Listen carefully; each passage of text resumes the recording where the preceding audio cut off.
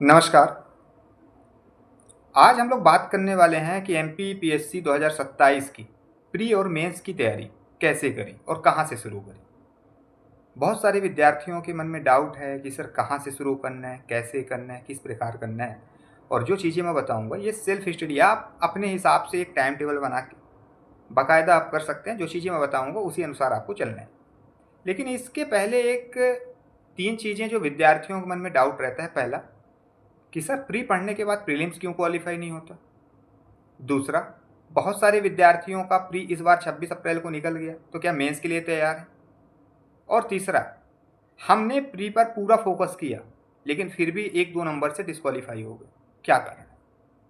अपने आत्मा से आप पूछना ये तीनों चीज़ें कि आप जब प्री की तैयारी करते हो तो प्रीलिम्स का ना निकलना, अगर प्रीलिम्स निकल गया तो मेंस तैयार ना रहना, और पूरा समय प्री पे देना और लास्ट में प्री का डिस्क्वालीफाई होना।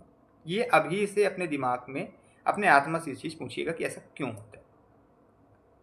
हमारा जो आज का टॉपिक है वो एमपीपीएससी 2027 की तैयारी कैसे करें, कहाँ से शुरू करें, किस प्रकार करें, पहले प्री पढ़ना है या पहले मेंस पढ़ना है, साथ में लेके चलना है, आंसर राइटिंग कब करनी है, ये सारी चीज़ें इस वीडियो में मैं बताऊंगा। इसके पहले एक छोटी सी जानकारी, अगर आपको आंसर राइटिंग प्रैक्टिस करनी है फ्री में, फ्री ऑफ कॉस्ट, कोई पैसा नहीं, तो डिस्क्रिप्शन में टेलीग्राम ग्रुप का लिंक दिया गया है। उस लिंक में जाके टेलीग्राम ग्रुप ज्वाइन कर लीजिए। वहाँ आपको क्वेश्चन मिलते हैं और कॉपी चेक 24 घंटे के अंदर आपको मिल जाती है। ये प्रोग्राम कल से ही शुरू हुआ है, तो आप free of cost answer writing program join कर सकते हैं। चलिए हम अपने मुद्दे पे आते हैं। देखो, सबसे पहले अगर आप एमपीपीएससी 2027 की तैयारी कर रहे हो तो एक चीज़ तो गांठ बांध कर रख लो, जो चीज़ मैं बोल रहा हूँ कि बिना सिलेबस देखे या बिना सिलेबस समझे ना तो आपका प्रीलिम्स निकलेगा ना तो आपका मेंस पूरा। सबसे पहला काम करना है कि सिलेबस को प्री और मेंस, ठीक है, दोनों को आप निकलवाओ, हार्ड कॉपी निकलवाओ और एक तरफ से समझना स्टार्ट करो। बहुत सारे विद्यार्थियों का प्रीलिम्स इसलिए रुक जाता है क्योंकि वो खाली पूरा प्रीलिम्स पे फोकस करते हैं, उनको मेंस से कोई लेना देना नहीं, उनसे मेंस उत्तर लेखन से कोई लेना देना नहीं। बस वो क्या करते हैं कि सर कैसे भी करके प्रीलिम्स निकल जाए उसके बाद हम मेंस पढ़ लेंगे। मुझे आप ये बताओ, जैसे अभी मैं बहुत सारे लोग को मेंटरशिप प्रोग्राम दे रहा हूँ, अभी 2026 का मेंस 7 सितंबर से आ गया है और आपके पास मुश्किल से वही 100 दिन, 104 दिन आपके पास क्या है, समय। अब मुझे आप ये बताओ, पेपर 1 से लेके पेपर 6 तक आप कैसे पढ़ोगे, किस हिसाब से पढ़ोगे, मुझे बताओ थोड़ा। आप खुद सोचो कि जिनका प्रीलिम्स 26 अप्रैल को निकल गया है और वो पहले मेंस नहीं पढ़े हैं तो कैसे निकालेंगे वो। बहुत सारे विद्यार्थी ऐसे हैं कि जो टेस्ट सीरीज हमारे यहाँ ज्वाइन किए हैं, वो टेस्ट सीरीज लेते हैं, 1-2 आंसर लिखते हैं और कॉपी पीडीएफ बना के भेज देते हैं, पेन नहीं चल रहा। 2026 की बात कर रहा हूँ। पता है इसका कारण क्या है। इसका कारण ये है कि वो खाली सिर्फ प्रीलिम्स पे ही फोकस किए हैं, सिर्फ प्रीलिम्स। उनका एक ही उद्देश्य था कि सर मेरा प्रीलिम्स अगर निकल जाएगा तो मैं हर एक चीज़ निकाल ली जाऊँगा। आज उनको कठिनाई महसूस हो रही, आज उनको ऐसा लग रहा है कि मैंने मेंस पहले पढ़ लिया होता तो हो सकता है कि चीज़ें बेहतर हो जाती। ठीक है, सिलेबस उनको आज भी नहीं पता सर हिस्ट्री पढ़ना है कितना पढ़ना है, सिंधु घाटी सभ्यता पढ़ना है कैसे पढ़ना है, आंसर राइटिंग कैसे करना है, सिलेबस में कौन कौन सा टॉपिक दिया गया है, कौन कौन सा पॉइंट दिया गया है, कौन कौन सी शब्दावली है, कहाँ हमको ध्यान केंद्रित करना है, कहाँ नहीं करना है, कुछ भी नहीं पता विद्यार्थियों। बस प्रीलिम्स क्वालिफाई कर लिए। तो अगर आप 2027 की तैयारी कर रहे हो या स्टार्ट करने के लिए सोच रहे हो तो सबसे पहले आपके पास हार्ड कॉपी में सिलेबस प्रीलिम्स और मेंस दोनों का होना चाहिए और ए टू जेड यूनिट 1 से लेके, ठीक है, यूनिट 10 तक प्रीलिम्स का पूरा सिलेबस रटा होना चाहिए। और मेंस की अगर बात करूं तो पेपर 1 से लेके पेपर 6 तक टू द पॉइंट जितना सिलेबस में लिखा है वो सारी चीज़ें आपको पता होनी चाहिए। क्यों सर, इसका अगर मैं सिलेबस नहीं रट रहा हूँ या नहीं रट रही हूँ तो क्या इम्पैक्ट पड़ेगा। अगर सिलेबस आप नहीं रट रहे हो या तुमसे नई सिलेबस रटा जा रहा है या तुमसे सिलेबस ही याद नहीं है तुमको, तो यकीन मानो कि जो करंट वाला जो क्वेश्चन आता है, जो करंट लिंक करना रहता है मेंस में, वो कभी नहीं कर पाओगे। ठीक है, क्यों नहीं कर पाओगे, क्योंकि जब आपको सिलेबस नहीं रटा होगा तो आप न्यूज़पेपर नहीं पढ़ोगे। और मान लो अगर आप न्यूज़पेपर भी पढ़ रहे हो, सिलेबस आपको पता नहीं, न्यूज़पेपर पढ़ रहे हो, तो आप यही नहीं जानोगे कि मेरे सिलेबस में कहाँ पास कौन सा टॉपिक दिया गया है, तो आप न्यूज़पेपर से जो करंट का डाटा है वो बिल्कुल लिंक नहीं कर पाओगे, समझ ही नहीं पाओगे। तो पहला काम, सिलेबस को प्री और मेंस दोनों रटना है, दोनों समझना है। पीवाईक्यू देखो, सिलेबस देखो, बिना सिलेबस की तैयारी बिल्कुल मत करो। अगर कोई कह रहा है कि आप ये लेक्चर देखो, वो लेक्चर देखो, ऐसा करो वैसा करो, यकीन मानो कि बहुत गहरी चोट आप खाओगे। ठीक है। और ये जो चीज़ें मैं बताता हूँ ना, ये अपने अनुभव के दृष्टिकोण से बताता हूँ चीज़ें। बहुत सारे विद्यार्थी हैं, बहुत सारे विद्यार्थियों के कॉल आते हैं, बहुत सारे विद्यार्थियों के मैसेज आते हैं। उनका कहना रहता है कि सर हम आज 5 साल से मेंस दे रहे हैं, 5 साल से प्री दे रहे हैं, न तो मेंस क्लियर हो रहा, न तो प्री क्लियर हो रहा है। क्योंकि उनके पास एक गाइडेंस नहीं, सिर्फ वो पढ़ना जान रहे हैं। ठीक है। पढ़ तो पूरा मध्य प्रदेश रहा है ना। आप मुझे बताओ कौन नहीं पढ़ रहा है? सब पढ़ रहे हैं। तो क्या सबका सिलेक्शन होगा? नहीं सर, नहीं होगा। तो सिलेक्शन किसका होगा? सिलेक्शन उसी का होगा जो एक सही दिशा में पढ़ाई करेगा, एक सही डायरेक्शन में पढ़ाई करेगा। तो अगर आप 2027 की तैयारी कर रहे हो तो सबसे पहला काम करना है, सिलेबस आपके पास होना चाहिए। और सिलेबस जो हो वो पीडीएफ फॉर्म में नहीं होना चाहिए, वो हार्ड कॉपी होना चाहिए, जो आप उसको देखो 24 घंटे।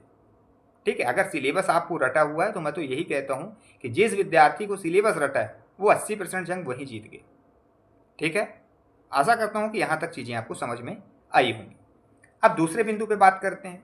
दूसरा बिंदु है कि सर प्री पढ़ें, मेंस पढ़ें, कहाँ पढ़ें? तो सबसे पहले मेंस से शुरुआत करो। ठीक है। पेपर 1, 2, 3 जो हैं। ठीक है। जैसे बहुत सारे लोग बोलते हैं कि पेपर 4, 5, 6 यहाँ से तैयारी करो। लेकिन अगर आप 2027 की तैयारी कर रहे हो, बिगिनर हो, तो आपको पेपर 1, 2, 3 से स्टार्ट करो। क्यों? क्योंकि देखो प्रीलिम्स में और मेंस में हिस्ट्री तो आपका प्री में भी आएगा, मेंस में भी आएगा। जियोग्राफी आपका प्री में भी आएगा, मेंस में भी आएगा। पॉलिटी आपका प्री में भी आएगा, मेंस में भी आएगा। ठीक है। इकोनॉमिक्स आपका प्री में भी आएगा, मेंस में भी आएगा। इन्वायरमेंट आपका प्री में आएगा, मेंस में भी आएगा। और यही आपकी फाउंडेशन मजबूत करेगी, यही आपका बेस बनाएंगे। ठीक है। मान लो कि आप जैसे अब देखो प्री के सिलेबस में देखोगे तो वहाँ भी इतिहास पढ़ना है, वहाँ भी संविधान पढ़ना है, वहाँ भी अर्थशास्त्र पढ़ना है, वहाँ भी साइंस पढ़ना है, ये सारी चीज़ें तो पढ़ना है। और आप मेंस में देखो यहाँ भी ये सारी चीज़ें पढ़ना है। तो सबसे पहले बेस बनाओ। ठीक है। ऐसा नहीं है कि आप पर्टिकुलर वो सारी चीज़ें पढ़ रहे हो जो आपके काम की ही नहीं। मेंस में जब आप सिलेबस की आपको समझ हो जाएगी, सिलेबस आप समझ जाओगे, पीवाईक्यू एनालिसिस कर लोगे, प्री और मेंस के दोनों पीवाईक्यू आप देख लोगे, तो चीज़ें बेहतर होने लग जाएंगी। दिमाग में एक चीज़ तो आ जाएगा कि अच्छा ये टॉपिक हिस्ट्री से ऐसा क्वेश्चन बना रहा है, एमपी से ऐसा क्वेश्चन बना रहा है, जियोग्राफी से ऐसे क्वेश्चन बना रहा है। ये कहाँ से पता चलेगा? ये पीवाईक्यू से पता चलेगा। ये कहाँ मेंशन? ये सिलेबस में मेंशन। इसीलिए मैं कहता हूँ सबसे बड़ा जो गुरु है, वो है सिलेबस। सिलेबस और पीवाईक्यू और कोई विद्यार्थी अच्छे से उस पर कमांड बना ले तो मुझे ऐसा लगता है कि उसको किसी भी टीचर या किसी भी शिक्षक की उसको ज़रूरत नहीं, वो सारे जंग क्या है जीतते हुए चला जाएगा। ठीक है। तो पहली चीज़ हम बताएं कि सिलेबस पे कमांड बनाना है, पीवाईक्यू पे कमांड बनाना है। दूसरा हम बताएं कहाँ से स्टार्ट करना है, मेंस से स्टार्ट करना है। अब मेंस में पेपर 1, 2, 3, अब पेपर 1 से स्टार्ट कर सकते हो। पेपर 1 से जैसे ही देखोगे यूनिट पार्ट ए जिसमें हिस्ट्री वाला पोर्शन, यूनिट 1 से स्टार्ट कर सकते हो या यूनिट 5 से स्टार्ट कर सकते हो। यूनिट 5 में देखोगे मध्य प्रदेश की राजवंश, वहाँ से स्टार्ट कर सकते हो। या प्राचीन इतिहास से यूनिट 1 से स्टार्ट कर सकते हो, वहाँ से कमांड बनाओ। ठीक है। जब ऐसे थोड़ी थोड़ी थोड़ी करके आप कमांड बनाओगे, एक डेली आप पूरा डेली का रूटीन बनाओ, कितने टाइम आपको पढ़ने हैं, क्या पढ़ने हैं, किस प्रकार पढ़ने हैं, कौन सा टॉपिक आज मुझे ख़त्म करना है, कितने घंटे में ख़त्म करना है। ये सारी चीज़ें कौन बनाएगा? ये सारी चीज़ें आप बनाओगे। और इस तरीके से अगर सेल्फ स्टडी करोगे तो ही आप 2027 में निकलेगा एग्जाम। अन्यथा 5 साल 6 साल विद्यार्थियों के जा रहे हैं और पता भी नहीं चलता। ठीक है। देखो मेहनत आपको करना है, नोट्स आपको बनाना है, पढ़ना आपको है, सारी चीज़ें आपको करना है। पता है क्यों? क्योंकि अधिकारी भी आप ही बनोगे। अगर आप मेहनत नहीं करोगे तो कोई भी ऐसा इस ब्रह्मांड में कोई भी ऐसा शिक्षक नहीं है जो सीधे सीधे आपको ये बता दे कि मैं आपको डिप्टी कलेक्टर बना के ही छोड़ूंगा। बिल्कुल नहीं। मेहनत आपकी रहती है, मार्गदर्शन शिक्षक का रहता है। तो दूसरे नंबर में करना है, मेन से शुरुआत करना है। तीसरा बिंदु पे देखते हैं, एमपी जीके पर फोकस करो। जैसे मध्य प्रदेश का इतिहास हो गया, संस्कृति हो गई, योजनाएं हो गए, करंट अफेयर्स हो गए, ठीक है। क्योंकि एमपीजी के सिलेक्शन में सबसे बड़ा फर्क लाता है, क्योंकि अगर प्रीलिम्स में देखोगे तो 40% वेटेज जो है वो एमपीजी के है, और प्रीलिम्स में जो विद्यार्थी डिस्क्वालीफाई होता है ना, कारण यही है कि वो सारे यूनिट को पढ़ता है लेकिन मध्य प्रदेश को इग्नोर कर देता है। मध्य प्रदेश को सोचता है कि इसको हम, ये छोटा टॉपिक है, बाद में पढ़ लेंगे, ये जल्दी याद हो जाता है। जो चीज़ें जल्दी याद होती हैं वो जल्दी से भूल भी जाती हैं। तो अगर आप देखो वहाँ मेंस में आप क्या कर रहे हो कि पेपर 1 से स्टार्ट कर रहे हो, और अगर आप ये एमपीजीके का बुक, जैसे मार्केट में बहुत सारे हैं, सिलेक्शन तक हो गया सबसे बेस्ट बुक, ठीक है, तो सिलेक्शन तक बुक ले आओ, 2 घंटे आप पर डे एमपीजीके पढ़ो, अपने शेड्यूल में डाल लो कि 2 घंटे मुझे एमपीजीके पढ़ना ही पढ़ना है, तो आपका मेंस और प्री साथ साथ चल रहा है, ठीक है। मेंस और प्री की अलग तैयारी नहीं होती है, ठीक है। आप क्या करते हो कि अभी आप पढ़ोगे नहीं, जैसे एग्जाम को 2 महीने बचेंगे, 3 महीने बचेंगे, तब जाके आपको खलबली मचेगी, आप कहोगे सर अब पढ़ना है। आप भी जान रहे हो कि 2 महीने में, 2.5 महीने में विद्यार्थी कंपटीशन का भी लेवल देखो ना। खाली आप बस प्रीलिम्स थोड़ी दे रहे हो, प्रीलिम्स वो भी दे रहा है जो इंटरव्यू कॉल है जिसका, प्रीलिम्स वो भी दे रहा है जिसका मेंस है, प्रीलिम्स वो भी दे रहा है जो आज 5 बार से दे रहा है, जिसका 5 बार से इंटरव्यू दे रहा है।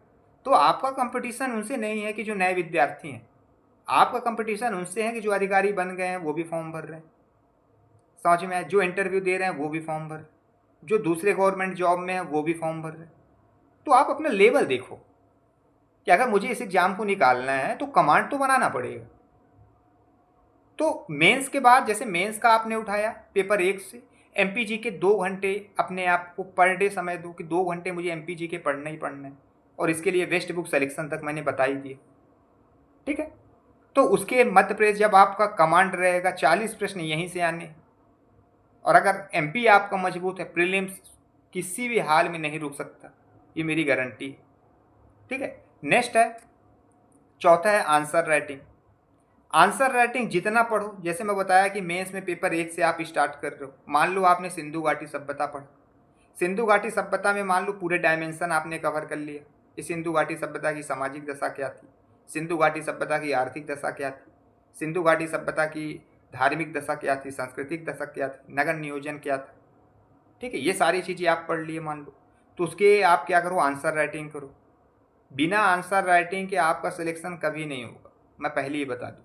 आप उतना ही पढ़ो जितना लिख सको, क्योंकि 2026 वाले का हालत ये है कि जो विद्यार्थी 2026 वाले मेंस पहले से पढ़ के नहीं रखे थे, उनका आज ये कंडीशन में है कि पेन, ऐसे पेन जो रखे हैं ना वो चल ही नहीं रहा है कॉपी में, वो बड़े तनाव में है, डिप्रेशन में, बड़े पैनिक हो रहे हैं कि सर अब क्या करें, समय भी नहीं है, सीखने का टाइम भी नहीं है, सिलेबस भी पूरा नहीं है, आंसर राइटिंग भी नहीं बन रहा, फ्रेमिंग भी नहीं बन रहा, ड्राफ्टिंग भी नहीं बन रहा, इंट्रो कैसे लिखना है ये नहीं बन रहा है, कंक्लूजन कैसे लिखना है ये नहीं बन रहा है, करंट कैसे लिंक करना है ये नहीं बन रहा है, तो सर मेंस कैसे निकलेगा। तो आंसर राइटिंग ये नहीं कि जब हम पढ़ लेंगे तो हम टेस्ट देंगे, जब हम पढ़ लेंगे तो हम आंसर राइटिंग करेंगे, ये गलत फहमी मत रहो। अगर आप आज से पढ़ना स्टार्ट किए तो आज से लिखना स्टार्ट करो। ऐसा थोड़ी होता है कि आप आज पढ़ोगे फिर, क्योंकि सिलेबस कभी कंप्लीट नहीं होगा। अगर आप सोचोगे कि 100% सिलेबस कंप्लीट हो जाए, सिलेबस अगर देखोगे तो बड़ा क्या है, बृहद, ठीक है, वो कभी भी कंप्लीट नहीं होगा, उसके डायमेंशन बढ़ते ही बढ़ते जाएंगे। तो आप अगर जितना आज पढ़ रहे हो उतना लिखना सीखो। मान लो आपने आज हड़प्पा सभ्यता पढ़ा तो हड़प्पा सभ्यता लिखो, 2 क्वेश्चन लिखो 2 नंबर के, 2 क्वेश्चन लिखो 7 नंबर के, 1 क्वेश्चन लिखो 10 नंबर के, ठीक है। तो अभी से शुरू कर दो, रोज 2 उत्तर लिखो, इंट्रो, बॉडी, कंक्लूजन, रोज प्रैक्टिस करो। अगर आप प्रैक्टिस नहीं करोगे चीज़ें बेहतर नहीं होंगी। ये मैं वो चीज़ बता रहा हूँ कि आप 1 साल में एमपीपीएससी क्रैक कर ले जाओ। आप किसी की बातों में मत आओ ना, मैं बोल तो रहा हूँ, आप ये सारी चीज़ें इम्प्लीमेंट करो।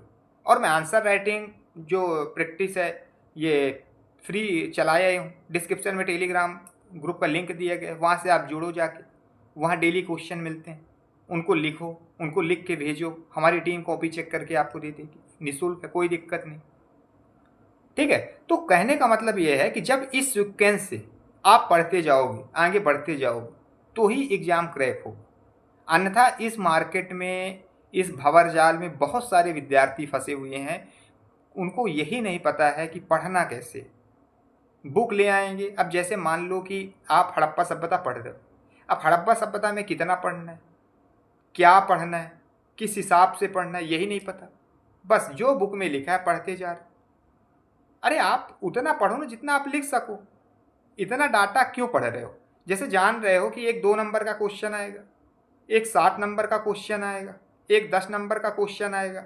तो जब हम जान रहे हैं कि 2 नंबर, 7 नंबर, 10 नंबर का क्वेश्चन आएगा, तो हम उसी सीक्वेंस में पढ़े ना कि 10 नंबर का अगर हम एक सॉलिड क्वेश्चन बना ले जा रहे हैं तो 7 का भी कंप्लीट हो रहा, 2 का भी कंप्लीट हो रहा। ये अप्रोच सीखनी पड़ेगी आप। ठीक है, तो आंसर राइटिंग पहले बताया मैं कि कैसे कैसे करना है, धीरे धीरे करके हम यहाँ तक पहुँचे, और मैं आशा करता हूँ कि सारी चीज़ें आपको समझ में आई होंगी। नेक्स्ट देखते हैं एक छोटी सी जानकारी। अगर आप MPPSC 2025, 26 से 27 के लिए टेस्ट सीरीज ज्वाइन करना चाह रहे, कैसे 800 नंबर लेके आएँ, किस प्रकार हम करें, किस प्रकार हमको प्रॉपर तरीके से लिखना है, इंट्रो कैसे बनाना है, ठीक है ना, कंक्लूजन कैसे बनाना है, तो आप ये स्क्रीन पर नंबर दिख रहा, संपर्क कर सकते हो। टेस्ट सीरीज चालू है। और अगर आप 2027 की तैयारी कर रहे हो, 2026 की तैयारी कर रहे हो, SMP program, selection mains program 2026-27 के लिए है ये, इसके लिए भी आप क्या कर सकते हो, ये सारी चीज़ें आप स्क्रीन पर नंबर दिख रहा है, पूरे गाइडेंस प्रोग्राम आप ले सकते हो। बहुत सारी इसकी विशेषताएं हैं कि कैसे करना है, किस प्रकार करना है। ठीक है, डायरेक्ट आप अपने मेंटोर से बात करोगे। जैसे आंसर राइटिंग टेस्ट सीरीज की मैं बात करूँ तो जैसे मान लो टेस्ट सीरीज क्या होता है कि जैसे आप टेस्ट देते हो, अब टेस्ट देने के बाद आपके कहाँ नंबर काटे गए, किस लिए काटे गए, कितना नंबर आपको मिला, कहाँ गलती कर रहे हो, किस प्रकार कर रहे हो। तो टेस्ट देने बस की बात नहीं, जैसे आपकी कॉपी हम चेक करके आपको प्रोवाइड करेंगे, तो जो भी आपकी कॉपी चेक करेगा, आपको मेंटोर से आप डायरेक्ट बात कर सकते हो कि सर मान लो कि आप 150 में इतने नंबर पाए, तो आप पूछ सकते हो सर मेरे वाले क्वेश्चन में 2 नंबर क्यों पाया जबकि 7 नंबर का क्वेश्चन था। तो आपका मेंटोर, आपका शिक्षक आपको बताएगा कि आप ये गलती कर रहे थे, पूरी फीडबैक सीट मिलेगी आपको। तो बहुत सारी इसकी विशेषताएँ हैं। अगर इसके ये SMP प्रोग्राम और MPPSC मेंस टेस्ट सीरीज के बारे में अगर आपको अधिक जानकारी चाहिए, तो स्क्रीन पर नंबर दिख रहा है, व्हाट्सअप मैसेज कर देंगे तो सारी जानकारी आपको प्रोवाइड हो जाएगी। नेक्स्ट है कि डेली करंट अफेयर्स, रोज़ 1 घंटा करंट अफेयर्स पढ़ो और शॉर्ट नोट्स बनाओ। अब शॉर्ट नोट्स इसका नहीं कह रहा हूँ कि current affairs, short notes in the sense कि जो आप मेंस का पढ़ रहे हो उसका शॉर्ट नोट्स बनाओ और उसमें करंट लिंक करो। अगर आप शॉर्ट नोट्स नहीं बनाओगे, प्रॉपर तरीके से आपके पास शॉर्ट नोट्स नहीं रहेंगे, तो आपका सिलेक्शन कभी नहीं होगा। क्योंकि देखो, आप अगर मान लो कि जो वीडियो लेक्चर देख के आप नोट्स बनाए हैं ना, अब मान लो कि किसी भी कोचिंग का आपने वीडियो लेक्चर या कोर्स परचेस किया है। अब जैसे मास्टर साहब आए, पढ़ाए, ठीक है, आप नोट्स बना रहे हो, तो जो पेज है ना वो कम से कम 500 से 1000 पेज, 2-2000 पेज के नोट्स बन जाएंगे। और वो जो 2000 पेज का जो आपका नोट्स है वो कहीं काम नहीं आने वाला। क्योंकि MPPSC मेंस निकालने के लिए आपको शॉर्ट नोट्स आपके पास होना जरूरी है। क्यों सर? अगर शॉर्ट नोट्स नहीं रहेगा तो मेंस क्यों नहीं निकलेगा? देखो, अगर आपके पास 2000, 2500, 500, 1000 पेज के नोट्स हैं, तो मुझे आप ये बताओ कि आप रिवीजन कब करोगे? रिवीजन के लिए शॉर्ट नोट्स होना ज़रूरी है ना। तो डेली आप क्या करो, करंट अफेयर्स पे फोकस करो और शॉर्ट नोट्स बनाओ। शॉर्ट नोट्स जो मेंस के अकॉर्डिंग मैं बताया कि जैसे एंशिएंट हिस्ट्री आप पढ़ रहे हो, प्राचीन इतिहास पढ़ रहे हो, ठीक है, उसका कीवर्ड बनाओ, कीवर्ड पूरा फैक्ट डालो। जैसे सिंधु घाटी सभ्यता के आर्थिक जीवन, अब इसके नोट्स बनाओ, तो इंट्रो बना लो, कंक्लूजन बना लो, पूरे फैक्ट डालो। ऐसे छोटे छोटे शॉर्ट नोट्स बनाओ, उसमें जो करंट का डाटा है वो ऐड कर दो। ठीक है, तो 5वें नंबर में जो पॉइंट में है वो डेली करंट अफेयर्स और आपको शॉर्ट नोट्स बनाने ही बनाने। एक भी पॉइंट, जितना मैं बता रहा हूँ एक से लेकर लास्ट तक, एक भी पॉइंट मिस मत करना। अगर आप ऐसे सीक्वेंस से, इस डायरेक्शन से अगर आप काम करोगे तो ही आप सफल होगे, अन्यथा बहुत सारे लोग पड़े हुए हैं और बहुत भीड़ है इधर। ठीक है, 6वां है डेली रूटीन। डेली रूटीन कैसे बनाना है कि देखो, 6 से 8 घंटे आप जितना भी पढ़ सकते हो। आप मान लो कि 7 घंटे पढ़ सकते हो, 8 घंटे डेली रूटीन, लेकिन बस याद रहे कि कंसिस्टेंसी और कंटिन्यूटी बनी होनी चाहिए। ठीक है, ऐसा नहीं कि आप आज 10 घंटे पढ़ लिए, कल आप 2 घंटे पढ़ लिए, परसों आपने पढ़ा ही नहीं। ऐसा नहीं करना है। अगर आप मान लो कि आज 5 घंटे पढ़ रहे हो तो कल भी 5 घंटे, मतलब एक प्रॉपर वे में आपका पूरा एक रोड मैप फिक्स हो कि मुझे 6 घंटे पढ़ना है तो पढ़ना है, मुझे 7 घंटे पढ़ना है तो पढ़ना है। डेली रिवीजन करो, जो सुबह आप पढ़ो वो रात को रिवीजन करो, जो रात को आप पढ़ो वो सुबह रिवीजन करो। ये पूरा चैन बना लो। अगर आप रिवीजन नहीं करोगे तो इस एग्ज़ाम से बाहर हो जाओगे, क्योंकि रिवीजन नहीं होगा नेगेटिव मार्किंग प्री में भी आप जान रहे हो, और रिवीजन नहीं होगा तो मेंस भी प्रैक्टिस नहीं कर पाओगे। वीकली टेस्ट दो, टेस्ट बहुत ज़रूरी है। ठीक है, वीकली टेस्ट जो कंसिस्टेंसी के लिए सबसे बड़ी ज़रूरी है। अब अगर आप टेस्ट नहीं दोगे तो कंसिस्टेंसी बढ़ेगी नहीं, कंटिन्यूटी बढ़ेगी नहीं। आपको लगेगा मैं पढ़ तो रहा हूँ, हर एक चीज़ तो कर रहा हूँ, लेकिन आपका मूल्यांकन नहीं हो पाएगा, और मूल्यांकन नहीं हो पाएगा तो चीज़ें बेहतर नहीं हो पाएंगी। ठीक है, तो छठवें नंबर में है कि डेली रूटीन आपको बनाना है कि 6 से 8 घंटे मुझे पढ़ना है तो पढ़ना है, मुझे सुबह 5 बजे उठना है तो उठना है। और ऐसे करके अभी से लेके जो 27 का एग्ज़ाम है तब तक करो, तो 7-8 महीने करो, तो परिणाम अगर आपको नहीं मिला तो बोलो। आप क्या करते हो कि 4 दिन करते हो, 5 दिन करते हो, फिर छोड़ देते हो। बहुत सारे विद्यार्थी ऐसे महानुभाव हैं कि अभी नहीं पढ़ेंगे, जब 2 महीने बचेगा एग्जाम को तो आगे पढ़ेंगे, फिर उनको लगेगा मेंस निकल जाए, प्री निकल जाए। तो यार ऐसा थोड़ी है, जो विद्यार्थी पढ़ रहे हैं वो मूर्ख थोड़ी है कि वो सालों से मेहनत करते आ रहे हैं, तुम्हारा 1 महीने में निकल जाए। ठीक है, सारी चीज़ें आपको समझनी पड़ेगी। उसके बाद है 7वां है कि लिमिटेड सोर्स रखो। बार बार किताब और स्ट्रेटजी मत बदलो, कम पढ़ो लेकिन बार बार रिवाइज करो। लिमिटेड सोर्स मतलब क्या? 20 कोचिंग के नोट्स रख लेते हो, बिल्कुल नहीं रखना है। ये कोचिंग का कोई अगर टॉपर आया वो कोचिंग का अच्छा है, कोई तीसरा टॉपर आया बोल देगा वो कोचिंग का अच्छा है, आप ये कोचिंग का भी परचेस कर लिए, वो कोचिंग का भी परचेस कर लिए, यहाँ से भी परचेस कर लिए, कोई एक नोट्स रखो ना। देखो 10 किताबें रखने से अच्छा है कि एक किताब को 10 बार पढ़ लो। अगर एक किताब को आप 10 बार पढ़ोगे तो परिणाम बहुत अच्छा मिलेगा। 10 किताब को, ठीक है, 10 किताब को एक एक बार पढ़ना नहीं, एक किताब को 10 बार पढ़ना है। ठीक है, तो लिमिटेड सोर्स रखो। अगर मान लो आपको एंशियंट हिस्ट्री आपको किसी बुक से पढ़ना है, निर्माण से पढ़ना है, तो फिर निर्माण का बुक रखो, या फिर किसी दूसरे सोर्स से पढ़ना है तो दूसरा, लेकिन एक ही सोर्स रखना है। अलग अलग आपको सोर्स नहीं रखना है कि आप निर्माण का भी रख रहे हो, आकार का भी रख रहे हो, चैंपियन का भी रख रहे हो, इसका भी रख रहे हो, उसका भी रख रहे हो। सारी चीज़ें नहीं करनी है, याद रहे। और रिवीजन बार बार करो, क्योंकि एक कहावत है, बुक टू ब्रेन और ब्रेन टू आंसर सीट। ये चीज़ को ये फैक्ट को हरदम अपने दिमाग में याद करके रखना। इसके बाद है, देखिए पहली अटेम्प्ट में एमपीपीएससी निकालना है तो 3 चीज़ें पर आपको विशेष फोकस करना पड़ेगा। अगर आप सोच रहे हो कि मैं ऐसा क्या करूं कि अभी से तैयारी करूं और 27 में मैं अधिकारी बन जाऊं, ठीक है, तो इसके लिए देखो सबसे पहले 3 चीज़ें आपके पास होना चाहिए। पहला शॉर्ट नोट्स, दूसरा टेस्ट सीरीज, और तीसरा सही मार्गदर्शन।